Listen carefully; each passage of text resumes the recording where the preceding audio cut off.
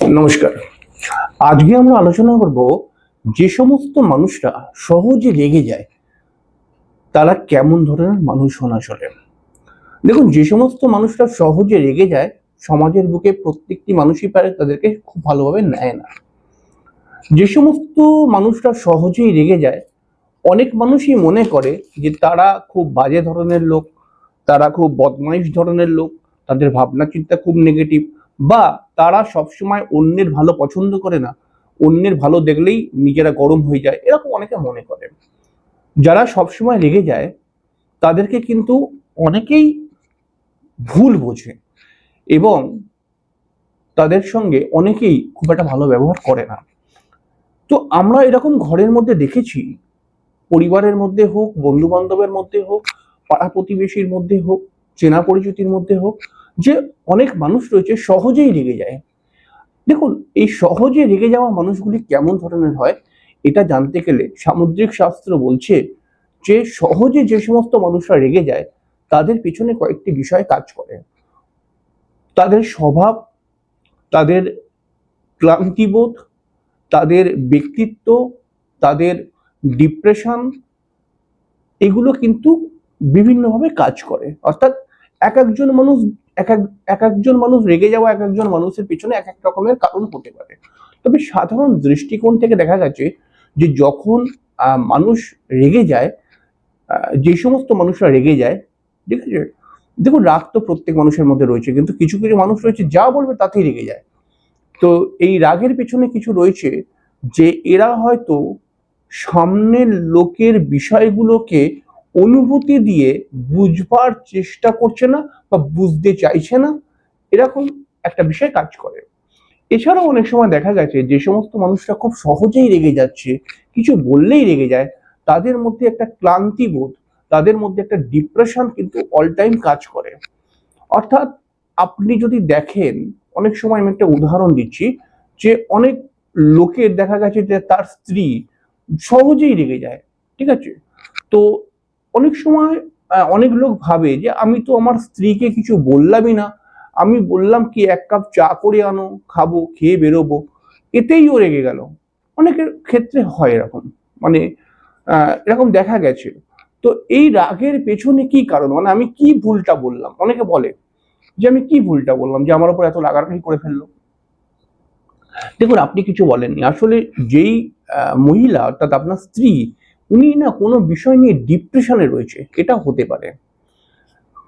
তো ডিপ্রেশনে যখন মানুষ থাকে, যেই মানুষ অত্যাধিক ডিপ্রেশনে থাকে কিন্তু ডিপ্রেশনটা লোককে বোঝাতে চায় না বা বুঝতে দেয় না, তো তাদের বহিঃপ্রকাশটা অনেক সময় রাগ হয়ে বেরিয়ে আসে। আবার এছাড়া দেখা গেছে যে সমস্ত মানুষরা দ্রুত অধৈর্য হয়ে পড়ে, যে সমস্ত মানুষরা দ্রুত অধৈর্য হয়ে পড়ে তাদের ক্ষেত্রেও কিন্তু দেখা গেছে যে এই অধৈর্য হয়ে পড়ে, কিন্তু আমি অধৈর্য হয়ে পড়ছি না এটা দেখাতে গিয়ে একটা রাগের অভিনয় করে নেয়, ঠিক আছে। মানে হচ্ছে রাগটা করে দেখিয়ে দিল যে আমি কত বেশি এনার্জেটিক, কিন্তু আসলে তাকে যে কথাটা বলা হলো তাতেই সে অধৈর্য হয়ে পড়ছে। এরকম একটা মানসিক বিষয় কিন্তু অনেকের ক্ষেত্রে কাজ করে, সবার ক্ষেত্রে না হলেও কিছু কিছু মানুষের ক্ষেত্রে কাজ করবেই। এছাড়াও কিন্তু দেখা গেছে কিছু মানুষ রয়েছে খুব স্পষ্টবাদী। এই স্পষ্ট কথা যখন সে জানে যে আমি স্পষ্ট কথা বলছি বা সত্যি কথা বলছি, তখন আমি গলা উঁচিয়ে কেন বলবো না। অনেকের ব্যক্তিত্বের মধ্যে এরকম জিনিস দেখতে পাওয়া গেছে যে যেই মানুষ মনে করে যে আমি তো কোনো মিথ্যে কথা বলছি না, আমি তো সত্যি কথা বলছি, সত্যি কথা যখন বলছি তাহলে গলা উঁচিয়ে কেন বলবো না। এই গলা উঁচিয়ে বলতে গিয়ে তার মধ্যে একটা রাগের ধরন চলেই আসে বরাবর, মানে এরকম করতে করতে করতে করতে একটা অভ্যাস চলে আসে। এছাড়াও কিন্তু দেখা গেছে কিছু কিছু মানুষ রয়েছে যেটা গ্রহগত দিক থেকে আসে, তারা কিন্তু দ্রুত রেগে যায়, আবার কিন্তু কিছুক্ষণের মধ্যেই ঠান্ডা হয়ে যায়।